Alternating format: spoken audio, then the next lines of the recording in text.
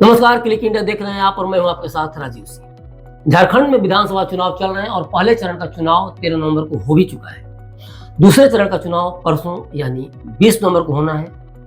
23 नवंबर को विधानसभा चुनाव का रिजल्ट भी आ जाएगा। चुनाव के बीच असम के मुख्यमंत्री हिमंत बिस्वा शर्मा ने स्कूलों में साप्ताहिक छुट्टी के मुद्दे को सियासी बहस का केंद्र बना दिया है। सप्ताह में जो छुट्टी होती है उसको लेकर मैं बात कर रहा हूँ। उन्होंने झारखंड के मुख्यमंत्री हेमंत सोरेन पर तीखा हमला बोलते हुए कहा है कि अगर नमाज पढ़ने के लिए शुक्रवार को स्कूलों में छुट्टी दी जा सकती है तो हनुमान चालीसा पढ़ने के लिए मंगलवार को क्यों नहीं। स्कूल कब बंद होता है? रविवार को बंद होते हैं।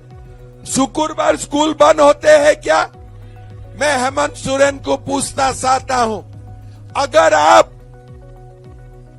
उनके लिए शुक्रवार को स्कूल बंद करते हो तो हनुमान को पूजा करने के लिए हमारा भी बच्चा को मंगलवार बंद हो, स्कूल को हमारा बच्चा को भी मंगलवार बंद करो। भले हेमंत बिस्वा शर्मा के बयान को राजनीति के चश्मे से देखने वाले देखें, लेकिन यह विवाद कोई नया नहीं है। झारखंड और बिहार के कई जिलों में पिछले कुछ सालों से शुक्रवार को साप्ताहिक छुट्टी देने की जो एक परंपरा है नेताओं ने डेवलप कर रखी है, वहां के मंत्रियों ने डेवलप कर रखी है। और यह मुद्दा सबसे पहले तब उठा जब झारखंड के जामताड़ा और दुमका के 33 स्कूलों में शुक्रवार को छुट्टी घोषित की गई। इसके बाद क्या था, परंपरा चल पड़ी और बिहार को भी देखा जाए तो किशनगंज में भी 37 स्कूलों ने इस परंपरा को अपना लिया।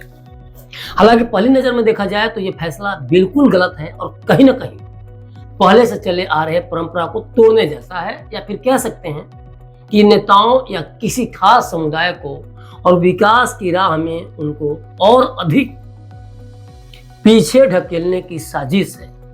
भले कुछ समय तक वे उस खास समुदाय को खुश कर दें, लेकिन जहां धर्म का एंगल जुड़ जाए स्कूलों से, पढ़ाई से, तो नो डाउट वो समुदाय पीछे होगा ही। और अब बात अगर हेमंत बिस्वा की करें तो उनके बयान के टाइमिंग पर भले ही सवाल खड़े हों, क्योंकि झारखंड में चुनाव हो रहा है और हर नेता वोटर्स के लिए इस तरह के बयान देते हैं। लेकिन अगर बयान का मतलब समझा जाए तो 100% उनका यह बयान देश हित में है और उनके इस बयान का कनेक्शन घुसपैठ से भी है। झारखंड की हेमंत सरकार पर आरोप है कि वह बांग्लादेशी घुसपैठियों को संरक्षण देने और उन्हें खुश करने के लिए फैसले ले रही है। राज्य के सीमावर्ती जिलों, खासकर जामताड़ा और दुमका जैसे इलाकों में बांग्लादेशी घुसपैठियों की जो मौजूदगी है उसका मामला तो हम लगातार देख ही रहे हैं, लगातार उठ रहा है और कई बार उठ भी चुका है। और इन जिलों में शुक्रवार की छुट्टी जैसे फैसले से यह सवाल खड़ा हो रहा है कि क्या ये घुसपैठियों को सांस्कृतिक और धार्मिक सहूलियत देने का प्रयास है। झारखंड में तर्क दिया जा रहा है कि ऐसे फैसले मुस्लिम समुदाय जिसमें घुसपैठियों की बड़ी संख्या शामिल हो सकती है को खुश करने के लिए किए जा रहे हैं। इससे राज्य के मूल निवासियों के बीच देखा जाए तो असंतोष भी बढ़ रहा है। साथ ही यह सवाल भी कि क्या यह हिंदू समुदाय को हाशिए पर धकेलने की कोशिश है। कई सवाल उठ रहे हैं और लोगों के बीच, लोगों के जेहन में यह चिंता का कारण भी बनता जा रहा है। दूसरी तरफ जिस तरह से हाल के दिनों में जाली वोटर आईडी कार्ड बनाने का मुद्दा उठा है, बांग्लादेशी घुसपैठियों के देश की सीमा में प्रवेश करने का लगातार मुद्दा उठता रहा है, उसमें एक खास समुदाय है और झारखंड सरकार ने अगर शुक्रवार को स्कूलों में छुट्टी रखी हो, उसके फैसले का असर उन समुदाय पर पड़ना स्वाभाविक है। हेमंत ने असम में बांग्लादेशी घुसपैठियों को रोकने के लिए कई कड़े फैसले भी लिए हैं। असम जैसे सीमावर्ती राज्य में घुसपैठ लंबे समय से एक बड़ा मुद्दा रहा है, जो न केवल जनसांख्यिकीय बदलाव लाता है, लोगों के जो वहाँ जो संख्या उसमें बदलाव लाता है, बल्कि स्थानीय संस्कृति, रोजगार और संसाधनों पर भी दबाव डालता है। अब इसको इस तरह समझें कि मान लीजिए कि 10 सीटें हैं और वहां 20 लोग हैं, तो पर सीट 2 लोग हुए। नौकरी की पार्टी उसमें बात कर रहा हूं। और अगर घुसपैठ के बाद वहां लोग संख्या बढ़ के 40 हो जा रही है तो एक सीट पे 4 लोग फाइट करेंगे। तो नो डाउट वहां जो जिनका अधिकार है संसाधनों पे, नौकरियों पे, उनके बीच कौन आ गया? बांग्लादेश घुसपैठी आ गए, विदेशी आ गए, और एक तरह से उनको जाली मतदाता प्रमाण पत्र वो अगर वह जो है या वोटर आईडी कार्ड की जो बात कही जा रही है, वो लोग सब बना बना के किस तरह से वो नौकरी वगैरह में अप्लाई करने लग रहे हैं। तो इससे क्या होता है, झारखंड के जो मूल निवासी हैं उनके ऊपर भी आफत आ रहा है, उनके करियर, उनके परिवार, भविष्य पे भी खतरा मंडरा रहा है। तो ये कहीं ना कहीं देखा जाए तो जनसांख्यिकीय परिवर्तन पे भी एक बड़ा प्रेशर है बांग्लादेशी घुसपैठियों के आने से।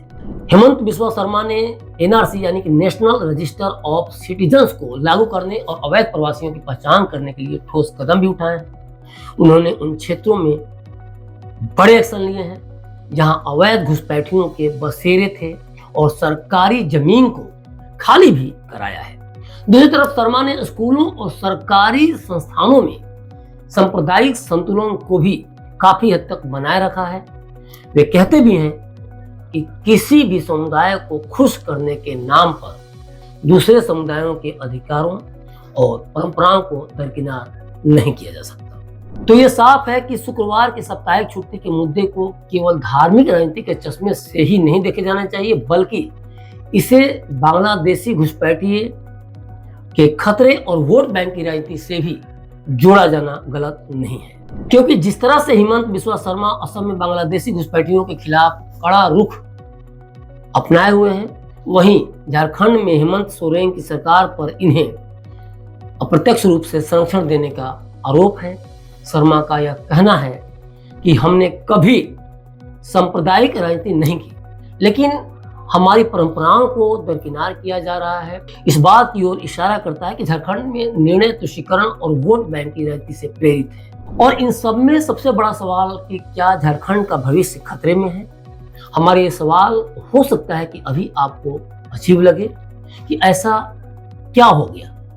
लेबनान के लोगों को भी अजीब लगा होगा जब धीरे धीरे चीजें बदल रही होंगी कि ऐसा कुछ नहीं होने वाला। लेकिन कोई आज उससे जाकर पूछे कि तुम ईसाई राष्ट्र से कब मुस्लिम राष्ट्र हो गए, तो उसके लिए दुखती रगों पर हाथ रखने के समान ही यह सवाल होगा। और झारखंड के लिए चिंता इस बात की है कि यहाँ घुसपैठियों को संरक्षण देना न केवल राज्य की सांस्कृतिक और सामाजिक संरचना को प्रभावित कर सकता है, बल्कि इससे सुरक्षा और विकास पर भी असर पड़ेगा।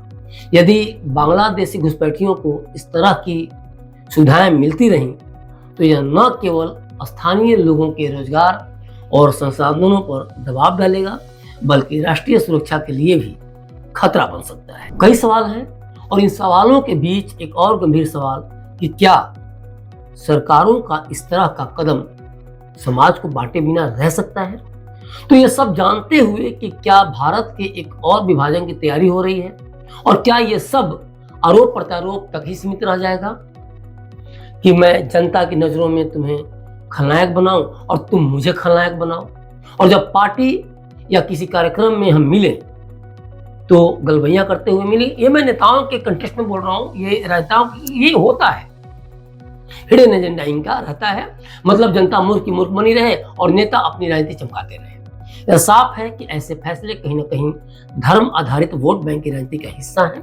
विशेष समुदाय को खुश करने के प्रयास बहुसंख्यक समुदाय के बीच असंतोष और विश्वास का बीज बो सकते हैं। भारत जैसे विविध समाज में जहां हर धर्म की अपनी पहचान और मान्यताएं हैं, ऐसे निर्णय समाज की समरसता को नुकसान पहुंचा सकते हैं। यह संविधान के अनुच्छेद 14 जिसमें समानता का अधिकार की बात कही गई है, इसके ऊपर भी सवाल खड़ा करते हैं। और क्या यह अधिकार केवल एक कागजी वादा बनकर रह जाएगा, यह भी एक बड़ा सवाल है। और ये होता भी है। कई बार सरकारें या प्रशासनिक इकाइयां अपने निर्णयों के जरिए किसी विशेष समुदाय को खुश करने का प्रयास करती हैं। यदि यह निर्णय इस मंशा से लिया गया है तो यह समझने की आवश्यकता है कि क्या वास्तव में समुदाय इसे सही मानता है। मुसलमानों की प्राथमिकता शुक्रवार को नमाज अदा करने के लिए समय निकालने की होती है, न कि पूरे दिन छुट्टी रखने की। शिक्षा प्रणाली में शुक्रवार को छुट्टी देने का निर्णय बच्चों के भविष्य को कैसे प्रभावित करेगा, इस पर विचार करना भी बहुत जरूरी है, क्योंकि यह कहीं न कहीं देश के भविष्य से ही जुड़ा हुआ है। पूरी दुनिया और भारत में समान रूप से रविवार को छुट्टी होती है। जब ये बच्चे बड़े होकर नौकरी करेंगे या फिर बिजनेस करेंगे तो उन्हें फिर से रविवार को अपनी दिनचर्या के अनुसार ढलना होगा। यह न केवल उनके लिए असुविधाजनक होगा बल्कि उनके समय, उनके मैनेजमेंट और जो कार्य करने की जो क्षमता है उस पर भी असर पड़ेगा, ये भी तय है। लेकिन इन सबके बीच बच्चों के करियर या किसी भी समुदाय की बेहतरी से हटकर नेताओं और राजनीतिक पार्टियों को अपनी राजनीतिक रोटियां सेकने से मतलब होता है। शुक्रवार की छुट्टी से हटकर अगर मंगलवार को हनुमान चालीसा पाठ करने को लेकर छुट्टी जैसे बयानों की भी बात करें तो शायद ही कोई जागरूक हिंदू होगा जो इस तरह की किसी छुट्टी का समर्थन करेगा। उसके लिए सबसे पहले बच्चे का भविष्य, घर को संवारना, और वो जानता है कि उसे हनुमान चालीसा के लिए कब समय निकालना है और कब क्या करना है। तो ये भी नहीं होना चाहिए कि शुक्रवार से तुलना करते हुए मंगलवार की छुट्टी की हम बात करने लगे, क्योंकि कहीं ना कहीं ये उस परिवार, उस बच्चे के लिए हानिकर होगा, उसके भविष्य के लिए खतरा होगा। बल्कि कोशिश ये होनी चाहिए कि किसी एक दिन छुट्टी हो जिससे किसी के अंदर कोई गलत मैसेज ना जाए, जो कि पहले चला भी आ रहा है, जो कि नेता और पार्टियां जो जैसा कर रही हैं और कुछ लोगों को अपने झांसे में लेकर अपना वोट बैंक चमका रहे हैं शुक्रवार की बात करके या फिर मंगलवार की बात करके। लेकिन इतना तो तय है कि इन सब के बीच शुक्रवार की छुट्टी और हनुमान चालीसा को लेकर शुरू हुई बहस से राजनीति गर्मा गई है। और अब देखना होगा यह मुद्दा सिर्फ विवाद बनकर रह जाता है या चुनावी नतीजों पर असर डालता है। जो 20 तारीख को जो चुनाव होगा उस पर कितना असर पड़ता है ये भी देखने वाली बात होगी, या जो 13 नवंबर को चुनाव हुआ उस पर कितना असर पड़ा है। ओवरऑल 23 नवंबर को जो रिजल्ट आएगा वो बहुत कुछ क्लियर कर देगा। बहरहाल आपकी इस पूरी खबर पर क्या प्रतिक्रिया है हमें कमेंट बॉक्स में कमेंट करके जरूर बताएं और बने रहें क्लिक इंडिया के साथ। शुक्रिया।